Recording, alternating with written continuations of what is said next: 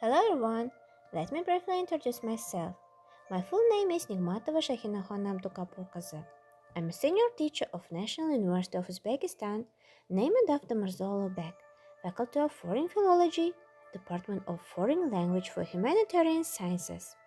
Well, today I want to make you a short presentation about types of houses.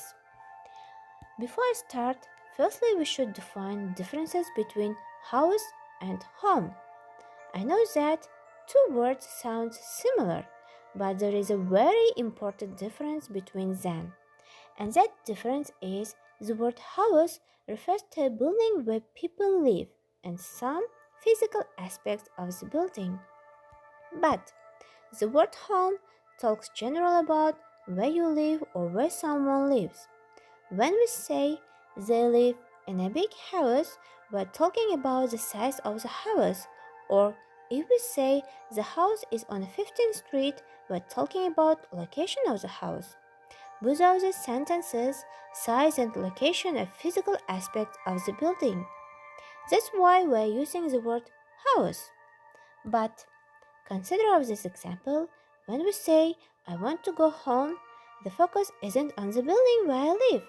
In fact, if I say I want to go home, my home could be a house, or could be an apartment, or maybe I live in a track. So when I say I want to go home, I'm talking simply about the place where I go back to at the end of the day. So in that way it shows a physical, a partly personal or emotional connection to that place. And focus isn't on the physical aspects of the building. So here's a simple guideline.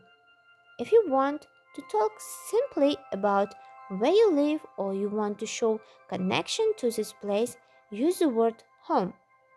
But if you want to talk about some physical aspects of the building, then use the word house. Let's now turn to the next page. Before, people used to live in caves. Later they lived in castles. Nowadays we live in houses or block of flats. There are a few different types of houses. During this lesson, you will learn the British and American English for different types of houses. In this picture, you see one of the type of houses.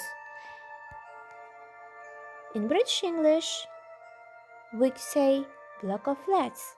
In American English, we say apartment building.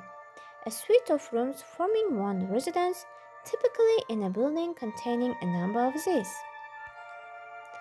One of the most common houses is a detached house and single-family house in American English. This house is not connected to any other building. Another type of house is a semi-detached house or duplex house or two-family house in American English. This house is a single-family dwelling house that shares one common wall with the next house. A common house in London is a terrace house, called a row house in the USA, or townhouse or townhome. This house is one of a row of similar houses joined together by their side walls. Next one is a hall, dormitory or dorm. It's a building at a boarding school, college, or university where students live. The word dormitory comes from Latin word dormitorium, translated as sleeping place. Dormitories are also called dorms, resident halls, and student residences. Caravan, static, mobile home or trailer in American English. This is a prefabricated structure built in a factory on a permanently attached chassis before being transported to site. Farmhouse, the main house on a farm where the farm lives. Cabin, a small shelter or house made of wood and situated in a wild or remote area. Shelter, it's a building designed to give protection from bad weather, danger or attack to the homeless people. Cottage house is typically a small house. It may carry the connotation of being an old or old-fashioned building in modern usage. A cottage is usually a modest, often cozy dwelling, typically in a rural or semi-rural location. Skyscraper or high-rise house in American English. This house is a continuously habitable high-rise building that has over 40 floors and is taller than approximately 150 meters.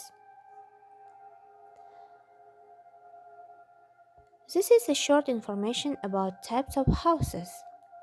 In conclusion, I'd like to say that it doesn't matter what house you live in. It matters how comfortable you made it feel relaxed and safe. Thanks for your attention. Goodbye.